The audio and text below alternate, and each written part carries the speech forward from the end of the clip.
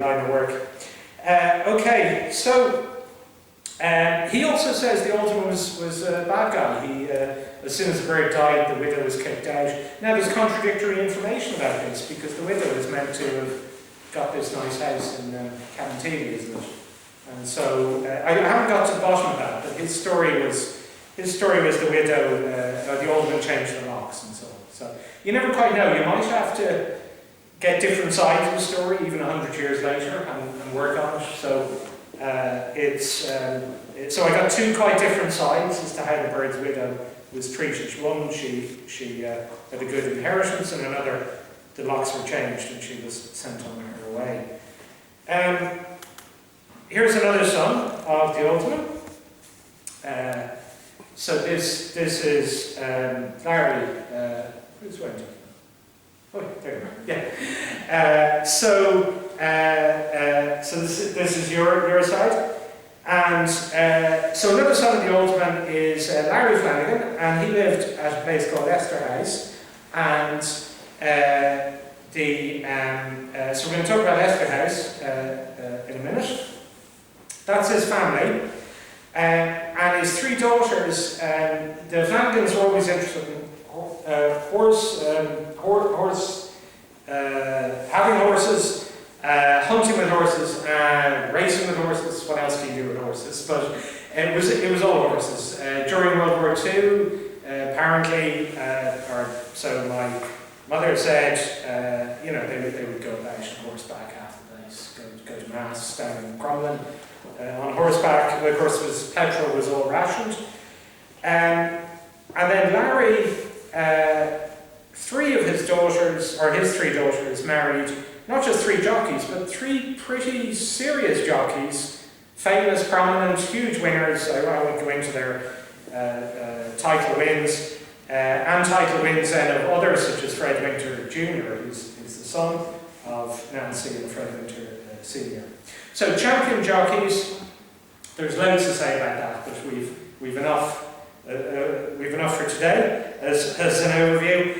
Needless to say, I do try and do a little bit on them, but when I get to these three famous jockeys with millions of wins, I just kind of go, can someone else document all that? There's too much. There's actually too much about these, and especially so about Fred Winter Jr. It's incredible.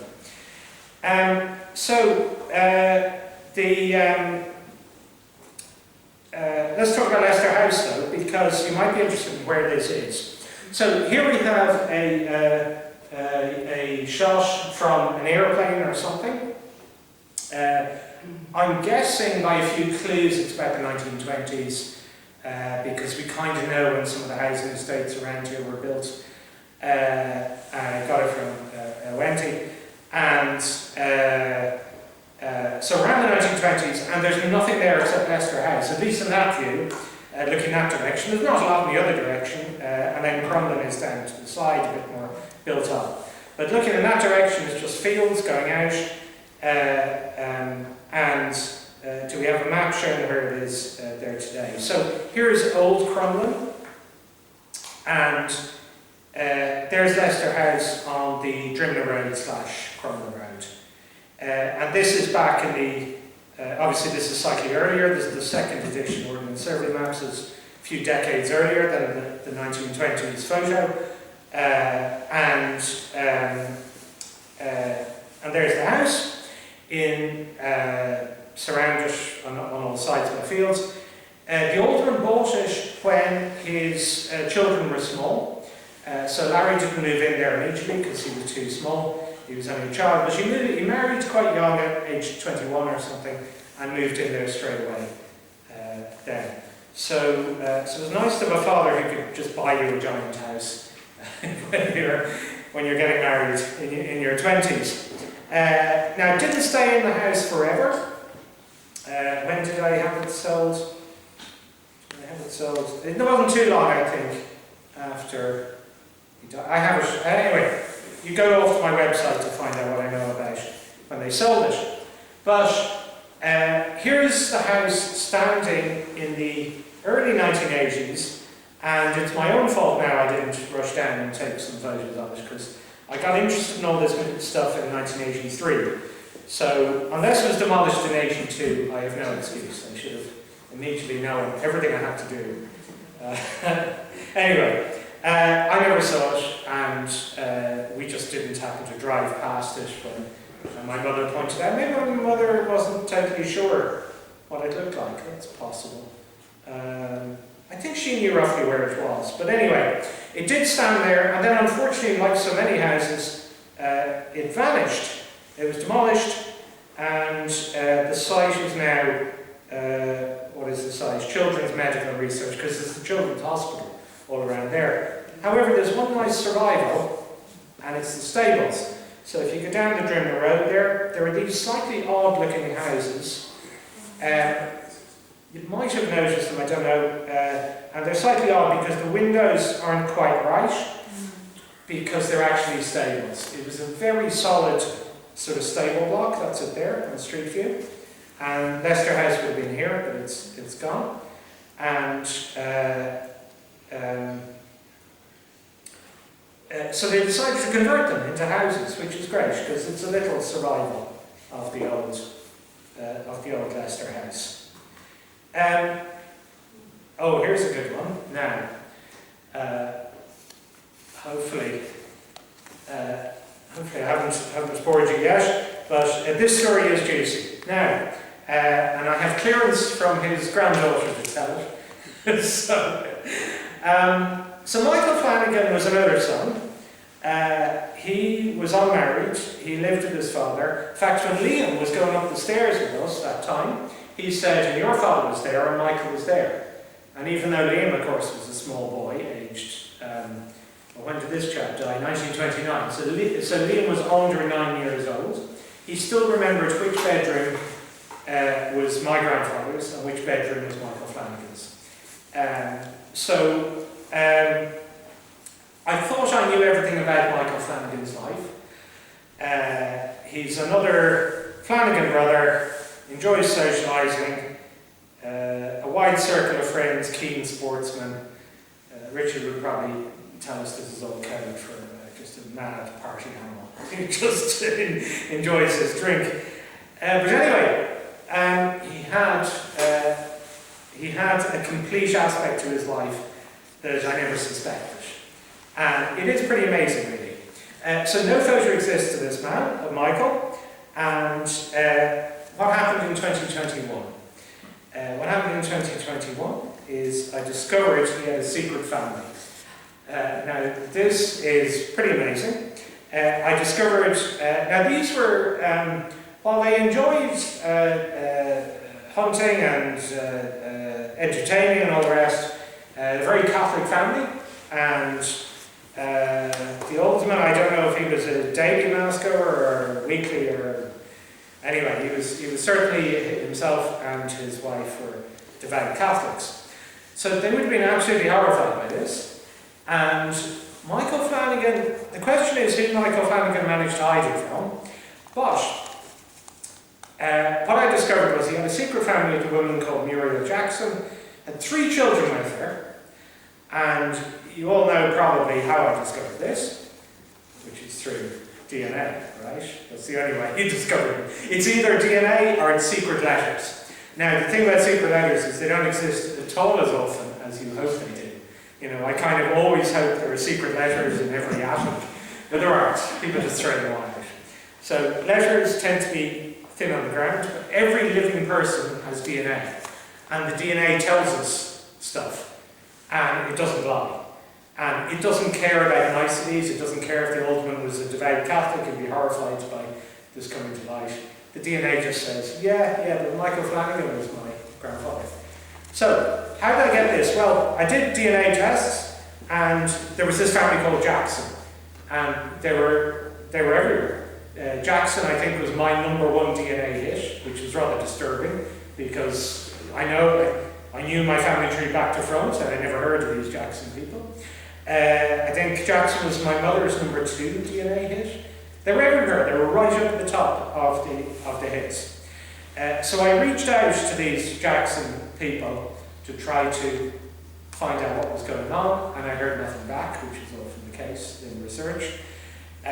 Probably never saw the message because it's a message system, on the DNA system, on the DNA website.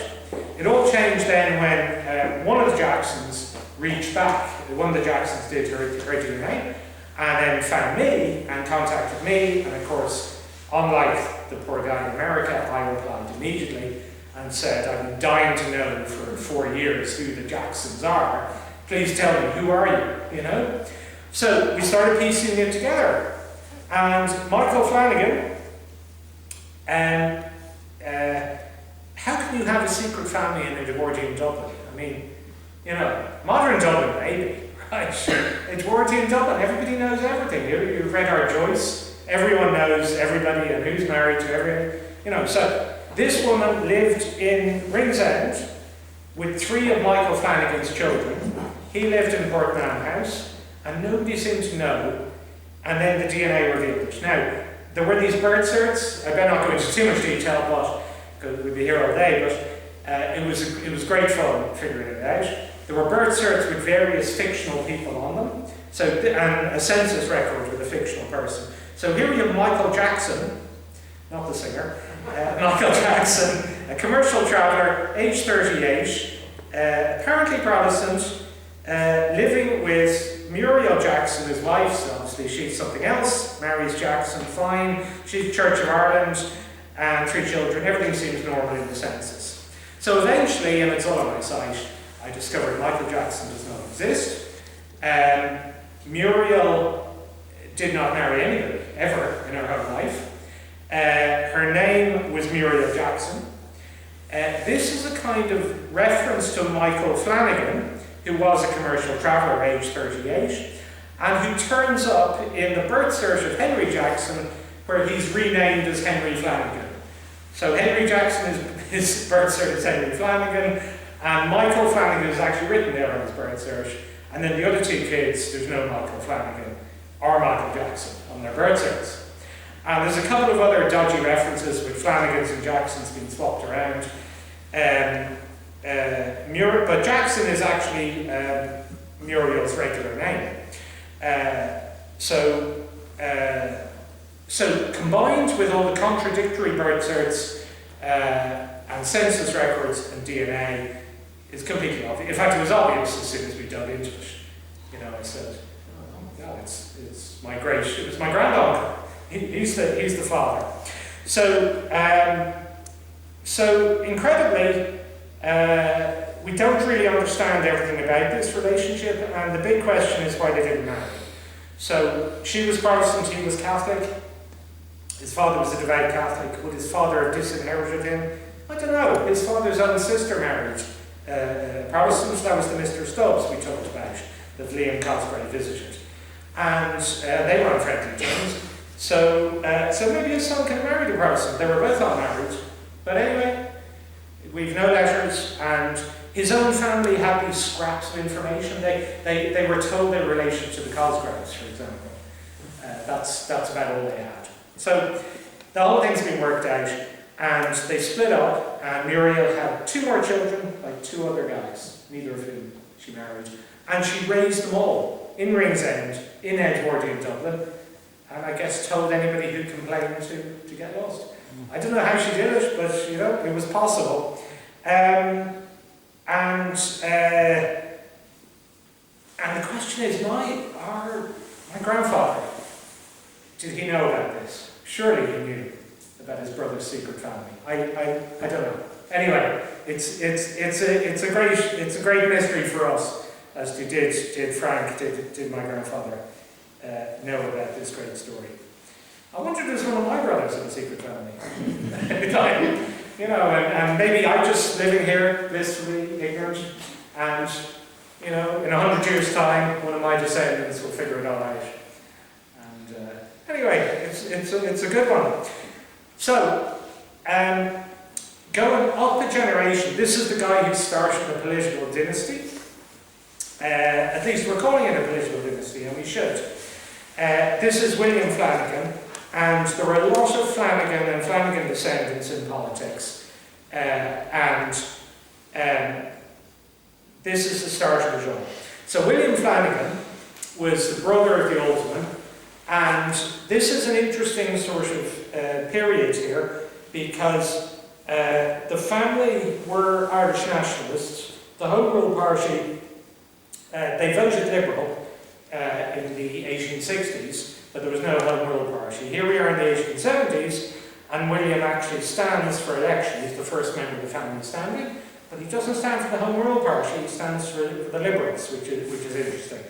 But then his brother stands for the Home Rule Party / Irish Parliamentary Party, is for decades on Dublin Council. So this is the Flanagan Cosgrave. Cosgrave, obviously, Liam is a Flanagan by blood, and Humphreys, represented by Richard here, and Frank Kennedy coming in there as part of it. You see, it's a whole sweep from 1877 to 2019 in the Flanagan family. But it is a good question. That's 142 years, during most of which a descendant of, I haven't introduced the old man, which is William Flanagan, but during that 142 years, a descendant of old William Flanagan was in politics for most of those years, somewhere or other, as a councillor or TD or Taoiseach or whatever it was. So that's quite a dynasty, and it might pick up again. I don't know how long we can have a break before we call it, it's still going. So there's quite a dynasty, and it begins here in March 1877 when William Flanagan is elected as a poor law guardian, now not as an MP. He's a poor law guardian elected in this election in March 1877. So that's a historic moment, and you know, so this is part of the story of Catholic families. You've got the penal laws when all prosperity for most Catholic families, not absolutely all of them, but a lot of them, just wiped out.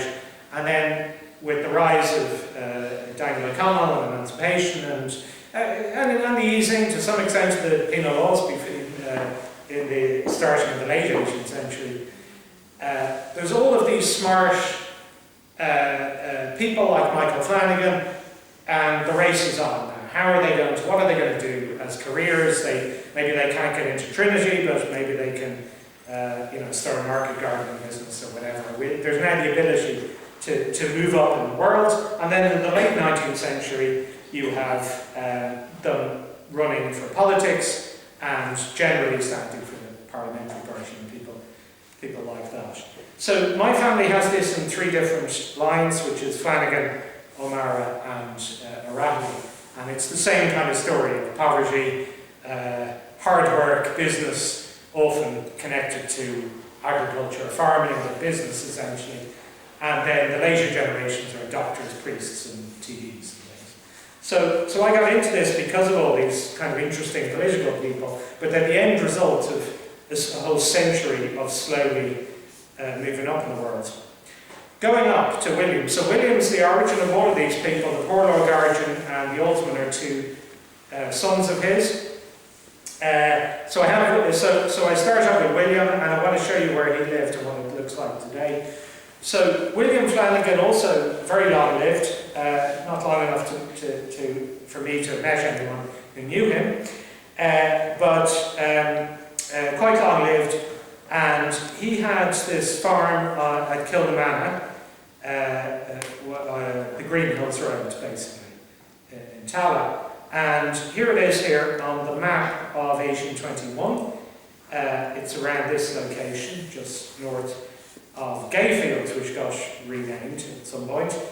And that's the farm there, which can just about be tracked. And I'm just showing it to you because that farm did exist, recent enough. Oh, just before we get there, I like this. William Flanagan, in 1865, had the vote. Well, lots of Catholics had the vote.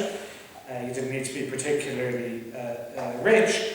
But I believe, now, someone can correct me if I got this wrong, but I think you got 1 vote per household or something at this point, because he has adult sons.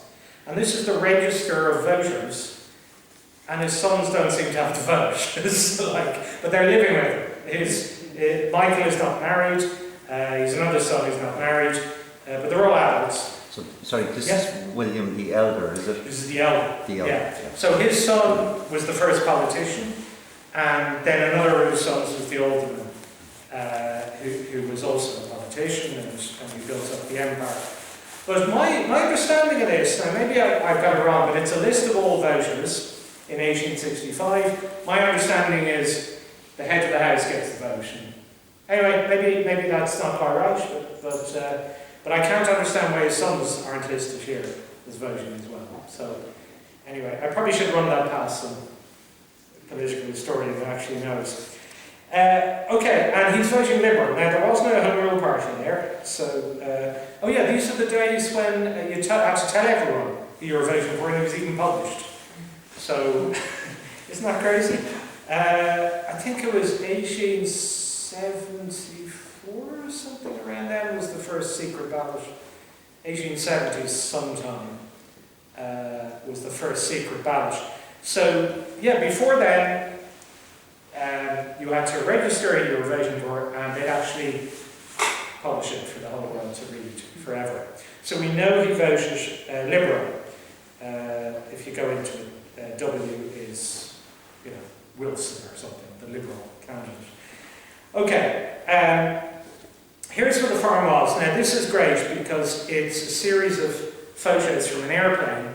I spent my life trying to find little photos that were captured before everything was destroyed, and so when I get shots like this from an airplane in the 1970s, I'm going through them, and I go, oh, what's in that field over there? Here we go. And I'm trying to just catch a glimpse of something. So I wish I could dive down like Google Street View and just look along there and see, but that's as good as I can get. That's the Flanagan farm, that little bit there. So this is Timon Park today. It's a park on the Green Hills Road, Timon Park it's called. These housing estates are still there, but unfortunately they didn't leave the farmhouse there, which was just there near the road, and that was the old that's where the Flanagans started from. In fact, you can kind of see it here on the modern map, which is. Taking a risk. Excuse me, I have to go going eyes. Okay.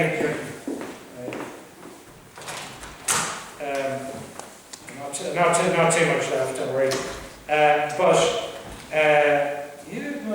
My internet's a bit dodgy there. Okay, but that's the Green Hills Road, and that there, and believe me, I've gone to that spot, and if you were there, we went to that spot, there's just nothing. There's no scrap of a bit of a wall or barn, nothing left. But that is where the house was, just there at that location. So that's the old house. But what I did discover was that it's older than we thought. So I had a mission while Liam was alive to push it back one more generation, and I thought I probably could. There were clues, but. I'd known about William for years and decades, but who was William's father? So I did, and I managed to push back one more generation in 2015, and Liam saw it, so I achieved my goal. And rather surprisingly, the fellow was called Edward. And I have this proved, it's rock solid, it's the same piece of land, and what's surprising about it is this name has just vanished, it just wasn't remembered. In my family, nobody was ever called Edward again after this guy. So normally you expect a Michael or a William. The names I've given you, Michael and William, would be the huge family names, but no, it was a guy called Edward or Ned, as you can see here. And so I managed to get this family back to 1777 in Rathfarnham baptism, but they only went down to Rathfarnham because there were no churches. In the Green Hills area, Rathfarnham parish was absolutely giant, and so people from all sorts of farms would go down there to get baptised. So that's the very start of it, this baptism, And the way I proved this, you might be interested in, was land records. Now, land records are great. I'm sure if you've researched anything and you find somebody owned or even had a long-term lease of any land, you're onto a winner. That's brilliant. There'll be deeds. And the real winner here was that later deeds reference earlier deeds. That's the thing. And then you go into the land registry and you dig out the earlier deeds. But I went slightly further. I was pretty satisfied it was the same piece of land in 1825 with my William that we were talking about, and in 1803 with this guy Edward, who I was thinking was William's father. But what I did was I went further and I went into the memorials in the registry of deeds. They have memorials that are written at the time, so they're not, and they're signed by the actual people. So you get their actual signatures. So I went into those, I got the signatures, and I got the signature of William Flanagan when he was young, and William Flanagan when he was old, and it's the same signature. So that was the icing on the cake, but it was already definitely the same piece of land in Kilmana. So the father is called Edward, or Ned, probably born around 1750, and he's been there. So my family is incredibly County Dublin. You often, in County Dublin, if you go back in families, you often find that they come up from Kerry, from Limerick, from the Midlands, from all sorts of places. Everyone came to Dublin. And that's, most of my other family all came from Munster. But this family are incredibly Dublin, and they're Dublin in 1777. And that's the origin, except for one further bit, which is I found this. Now, Edward is a rare name. Now, at this point, this is how the genealogist thinks. You know, you get a name like Edward, and you say, well, Flanagan's not a terribly rare name. And if you're Michael Flanagan or John Flanagan, forget it, there'll be lots of them, even in Dublin. But Edward Flanagan is an unusual combination. And I've got Edward Flanagan in the same part of Dublin, but it's not exactly the same farm. That one was the same farm. But this is very nice. This is an Edward Flanagan at Corca House, which is now a park, Corca Park. The house is gone, I think, isn't that right? Demolished, I think. Yes. Yeah, on the off the Naas Road. And it's being sold. The house is being sold in 1750. So here's a newspaper item from the Dublin Journal in 1750, and it includes Flanagan's farm occupied by Edward Flanagan. And it's curiously about the same size as the Kilmana farm, which is 8 acres, I think, as well. Now, the only problem is Corca is here, and Kilmana is over here. There's Gayfield, and I think that one there is the Flanagan farm, that little dot above it.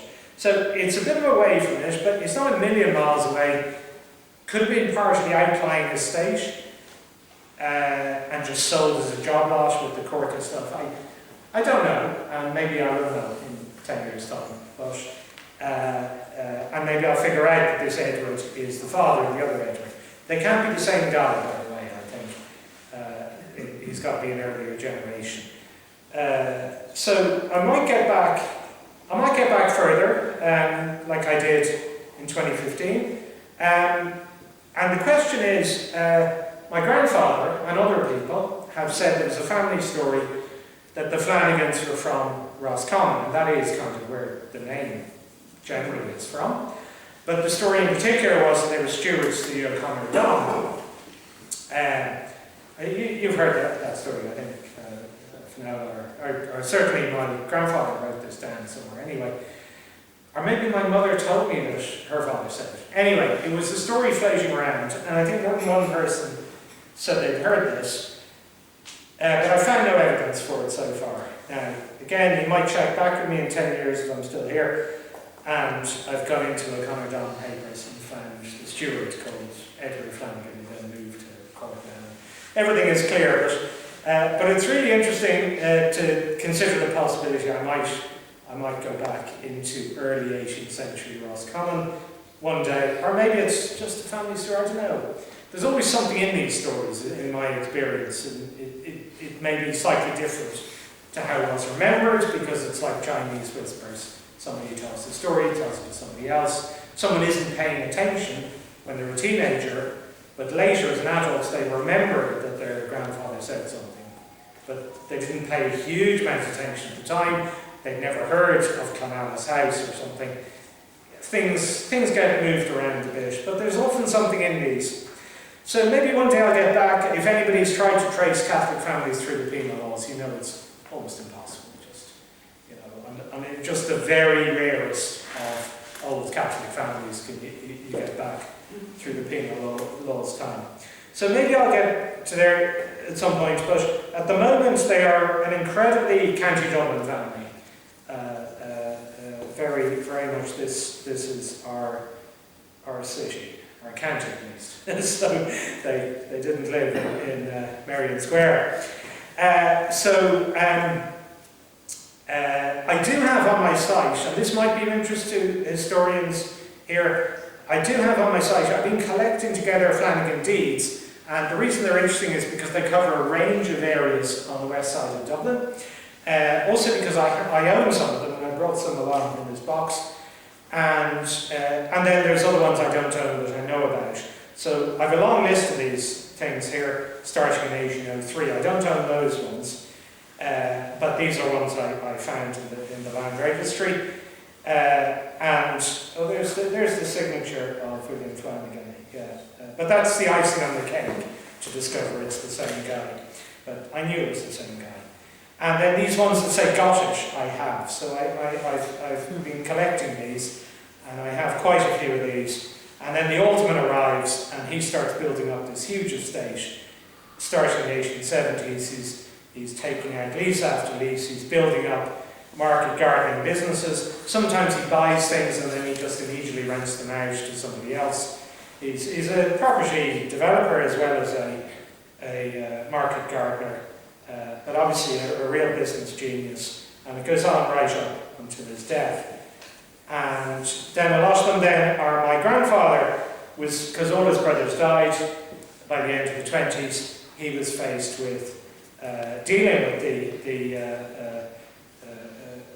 the whole estate, and a lot of it is gradually sold off. So we've got deeds going on, and I have a suitcase full of them at home. So people might want to look at those, and I might have some deeds people are interested in looking at of the general west part of Dublin, from Tallaght up to Rialt, and including Farnham, and I gave you the list earlier, Crumlin. Kilmaine.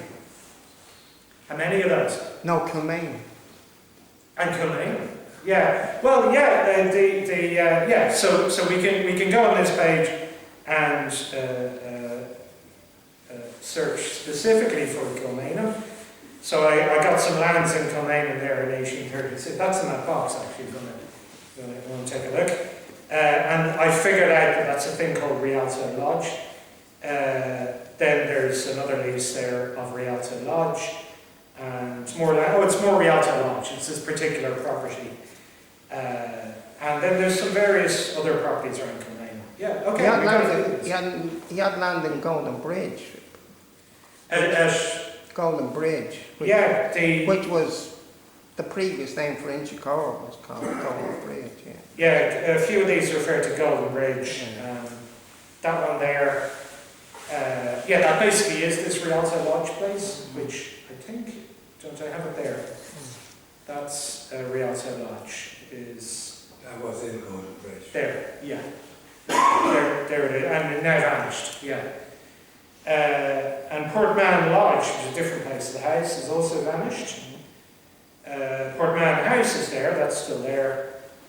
And Bellevue, I think it might still be there. Not sure. Is it? As I understand it, he gave the land to one of the Little Sisters of the Poor to build. That's right. That's a very significant grant. I don't know whether he gave it to them completely or whatever. Yes, I think it's down here. But that's a very significant building that was built very close to Portman House. I think it's this one. Yeah, 1904. I Yeah. think Mary Smith and others are the sisters. I have that, I can get that out for you. Yeah, and that's land to the northeast side of Rialt so large. Yeah. And that became It was a very significant partial building. convent. Yeah. I'm very close to Port Mountain House, and there are records of Queen Victoria going past that building. You know. Yeah, that's, I mean, probably all of these need to be read from cover to cover by someone. So, and transcribed, photographed, there's, you know, I've gone far enough as to just write them all out, what they are, but I can't say I've read all of it. But I wanted to bring that. I think Mary Smith is one of the sisters. She's the Mother Superior, whatever. Mother Superior, is the name with it. Okay, so that's that, and it's all there on there, and there's a few threads if anybody wants to take them up with me. It would be great. Okay. It's reported that he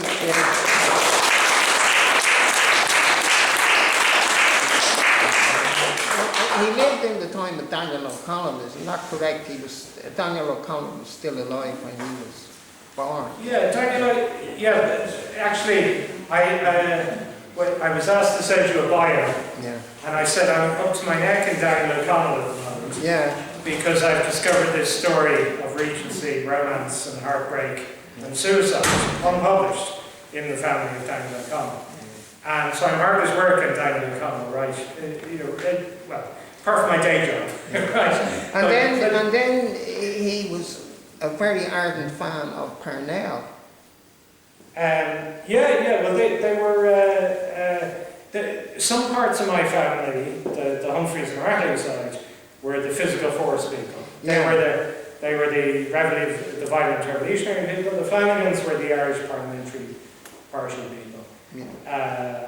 Now, having said that, of course, WT, of course, was actually 1916, well, there's this crossover going on. The huge significance is that his daughter married WT, and that's incredible. But the fact that he was there for nearly 30 years as a political figure, and that he was just referred to as the alderman, is significant. But his business interests are beside that. You know, it makes him stand out among the whole family. You know. Yeah, there's a story I think that he was offered to be. Let's see if I can get this right. Lord Mayor. He was offered but declined the Lord Mayoralty of Dublin if he would receive a royal visit. And the story is he would have been a baronet. He would have been given a baronetcy. So then when my darling wife met me, my family would have been in Burke's peerage. Yeah. So she'd been very impressed by that. He wouldn't be the only one. But he declined because he'd have had to receive the royal visit. That's the story. And there could be some truth in it because Thomas Devereux Pyle of Kenilworth House was Lord Mayor of Dublin during the royal visit in 1900 and was created baronet. So that doesn't mean the story's true. They might have just said, well, if our father was the Lord Mayor, he did. William Martin Murphy refused an honour from the Queen, which was amazing at the time. Yeah. Well, there's another story in my O'Mara side that Stephen O'Mara, who was a Parnell MP, and he my great-grandfather. So he was a grand old man of the Irish Parliamentary Party during by the time he got to World War I. I think the story, consult my site for details, but I think the story is that if he supported conscription, he'd have been made a baronet, and he refused. And so what's fun about these is that you can then track forward if there was a hereditary title, who'd have it now, and stuff like that. I'm not worried. Richard would step in at this point. I'm afraid I have to step in. Sorry. Because the library will want us to vacate the building by 8 o'clock. And I know we could continue for about an hour because I find that fascinating, and I think think I can judge that all of you do too. But we must, at this stage, sadly say, thank you very much for that great exposition